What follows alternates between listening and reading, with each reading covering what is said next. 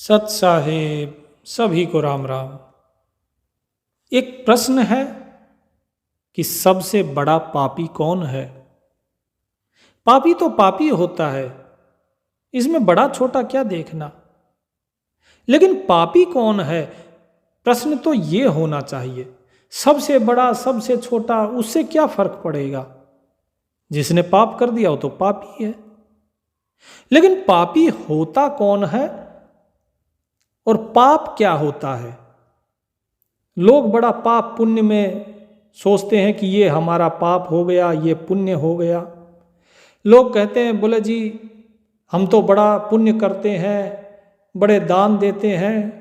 बोले ना, तुम कहाँ पुण्य कर रहे हो, बताओ क्या पुण्य किया। बोले जी हम दान दक्षिणा देते हैं। बोले ये तुम्हारा धर्म है।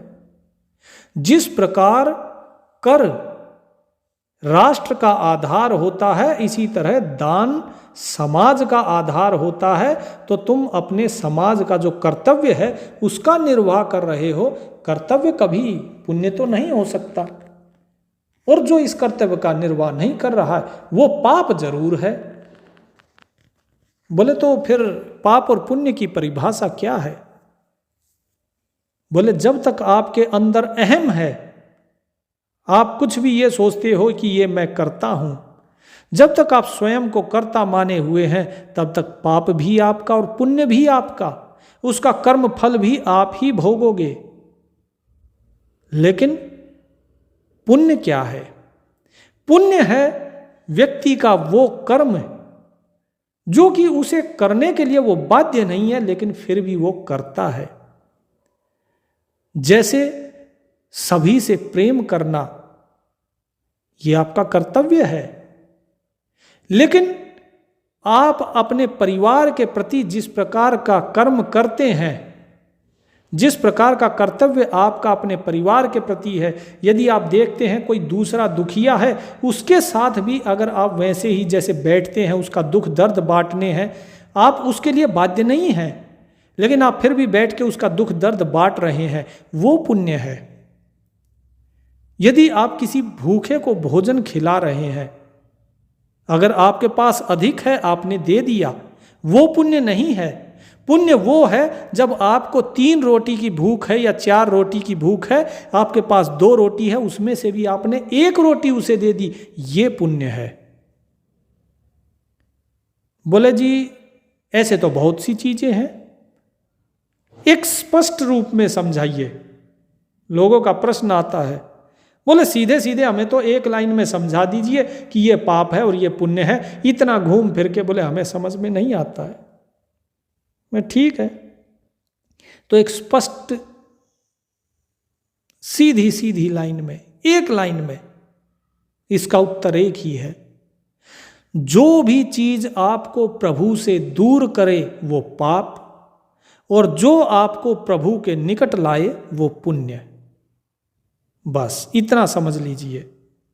जो भी चीज आपको ईश्वर के रास्ते से हटाए वो पाप, और जो आपको ईश्वर के रास्ते पर लेकर आए वो पुण्य।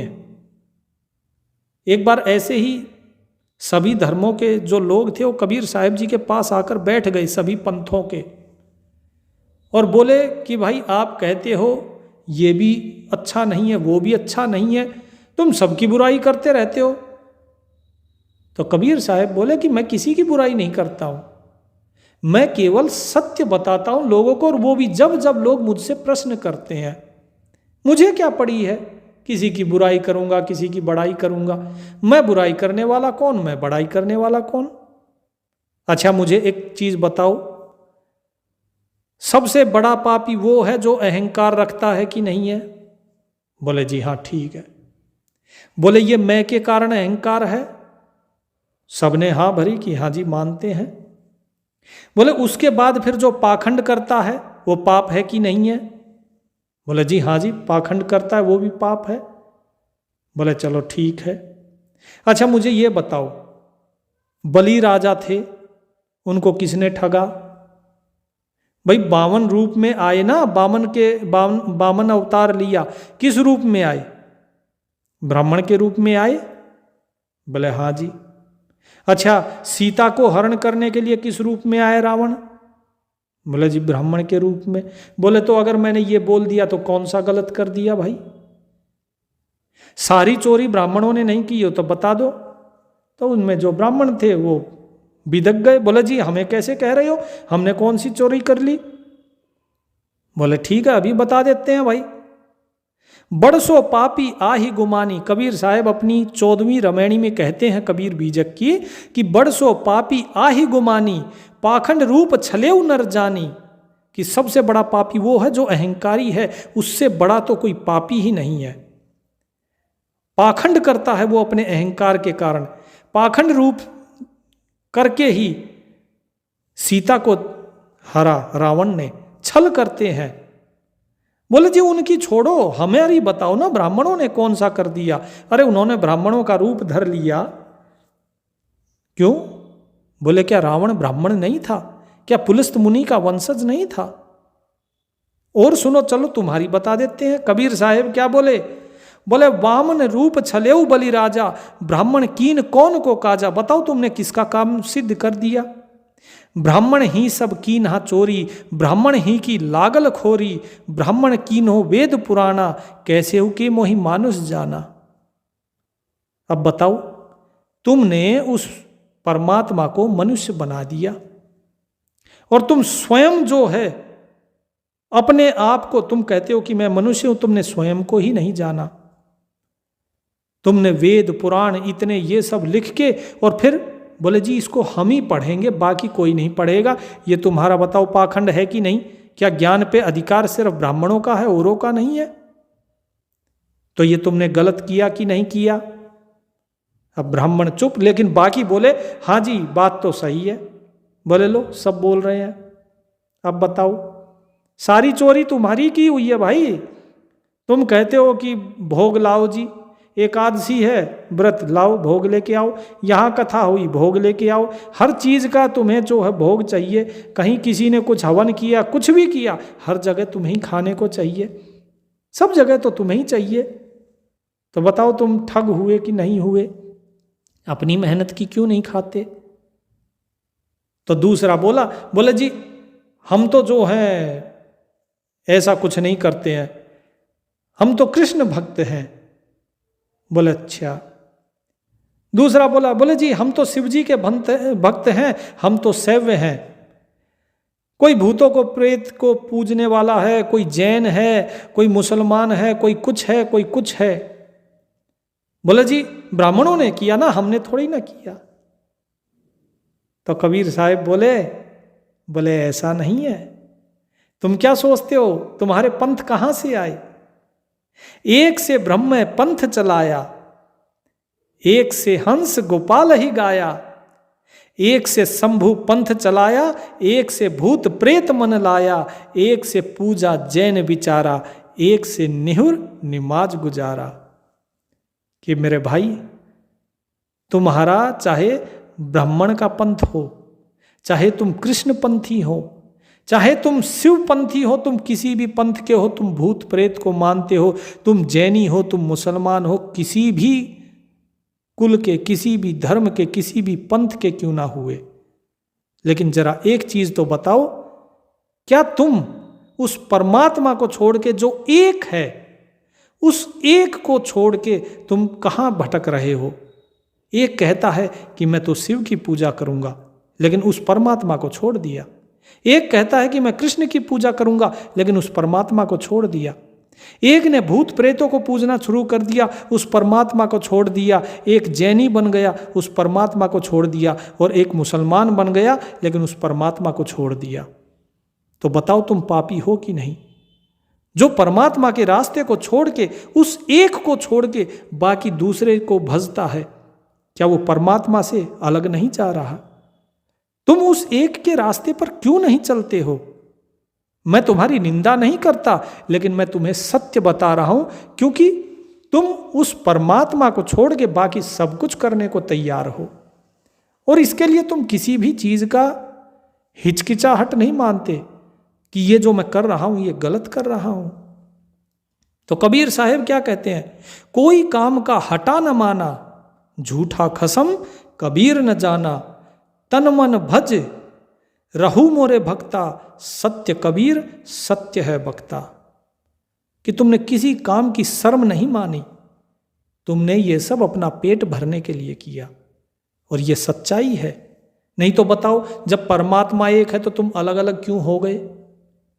एक ही ने तुम्हें बनाया है ना सबको, चाहे वो शैव हो, चाहे ब्राह्मण हो, चाहे जैनी हो, चाहे परमात्मा के ही बनाए हुए सब हैं। ये मुसलमान हुए, चाहे भूतों को पूजने वाले जोगी, जंगम, सेवड़े, कृष्णपंथी, सभी तो परमात्मा के ही बनाए हुए हैं। तो जिसने तुम्हें बनाया तुम उसे क्यों नहीं भजते हो? ये कबीर जो है ये किसी दूसरे को नहीं जानता है, ये केवल उस एक परमात्मा को जानता है। बाकी तुम्हारे जितने भगवान हैं वो सब झूठे हैं। तो बोले जी झूठे? झूठे कैसे कह सकते हो आप? बोले बताओ कहाँ है? अरे जो इस संसार में आया और चला गया, जो पहले भी नहीं था, बीच में दिखाई दिया और फिर नहीं है, तो बताओ वो झूठ हुआ कि नहीं? सत्य तो वो है जो हमेशा से था, है और रहेगा। तो इसीलिए कबीर किसी झूठे परमात्मा को नहीं जानता, वो तो एक को जानता है। इसीलिए वो प्रभु कहते हैं कि तन मन से मेरा भजन करो, जिह्वा से भी मेरा भजन करो, इस शरीर के कर्म इंद्रियों से मेरा भजन करो, और अपने मन से मेरा भजन करो, और मेरे भक्त होकर रहो।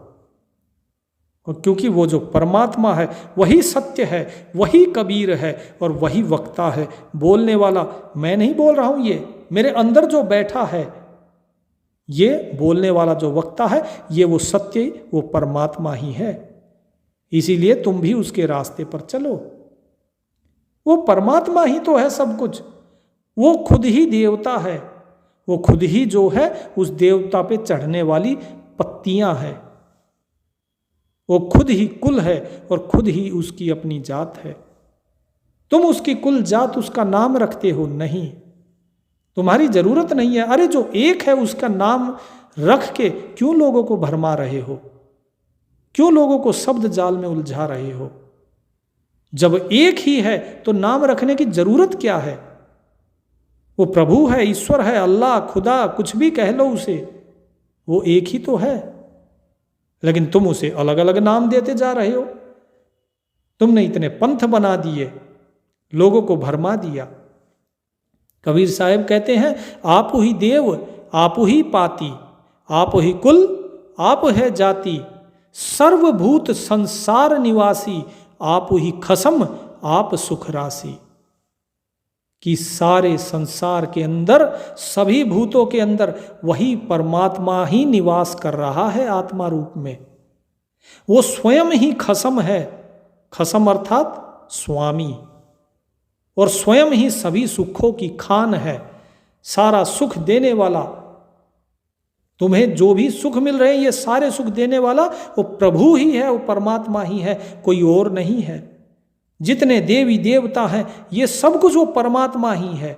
ये देवी देवता परमात्मा नहीं है, वो ईश्वर परमात्मा है, वही देवी देवता के रूप में है। दोनों चीजों में भेद है। जैसे बर्फ जल नहीं होती, लेकिन जल ही बर्फ होता है।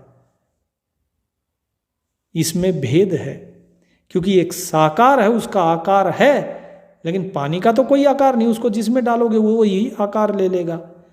मटके में डालो मटके का, गिलास में डालो गिलास का, लेकिन बर्फ का अपना एक निश्चित आकार है। तो इसीलिए जो देवता है वो परमात्मा नहीं हो सकता। ये कबीर जो है ये कबीर परमात्मा नहीं है, वो परमात्मा ही ये कबीर है।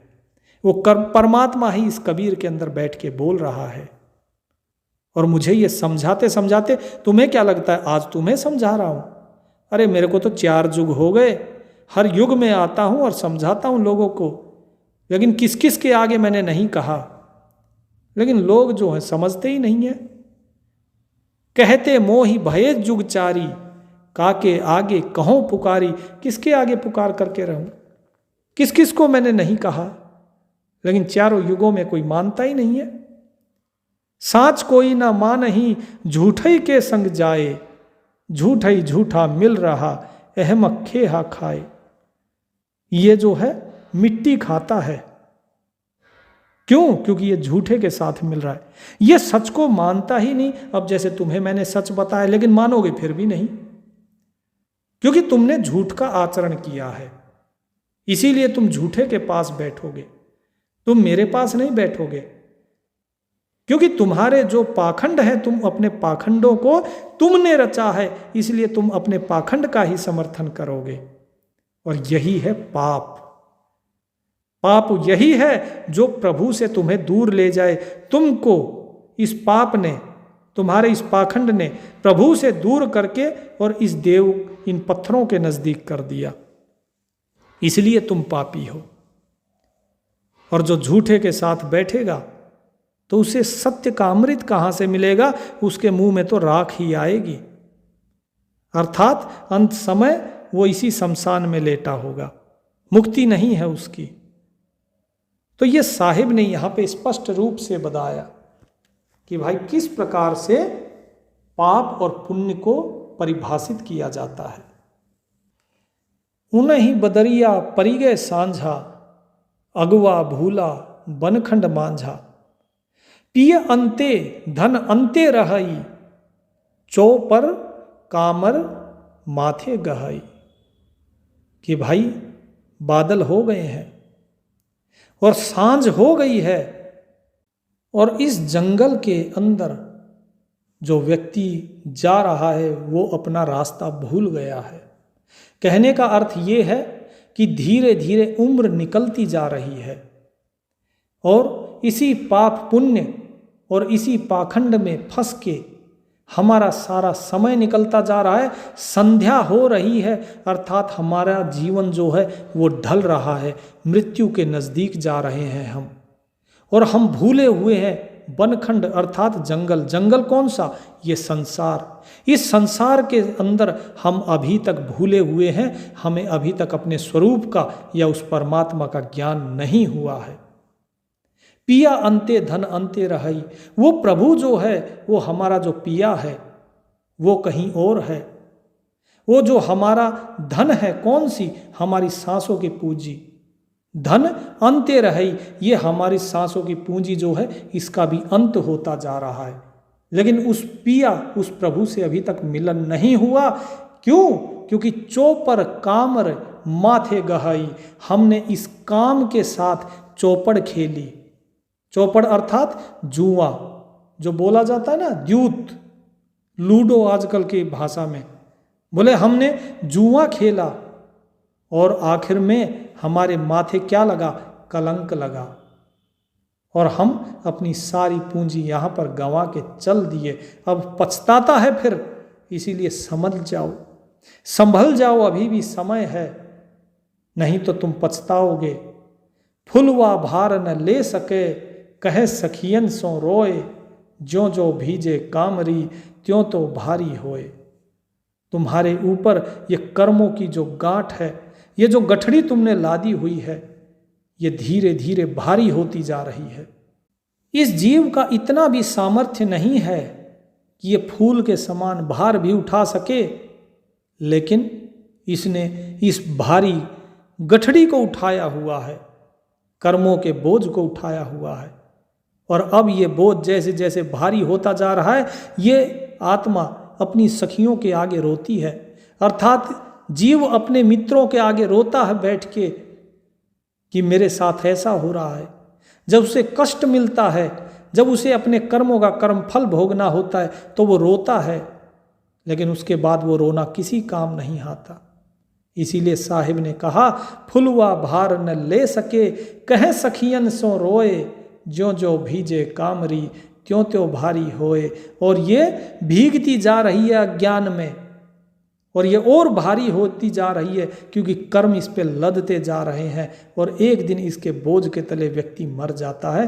तो इसीलिए इसे त्याग दो, अभी भी समय है, अभी भी चेत जाओ, प्रभु के भजन में लगो ताकि आपका उद्धार हो सके।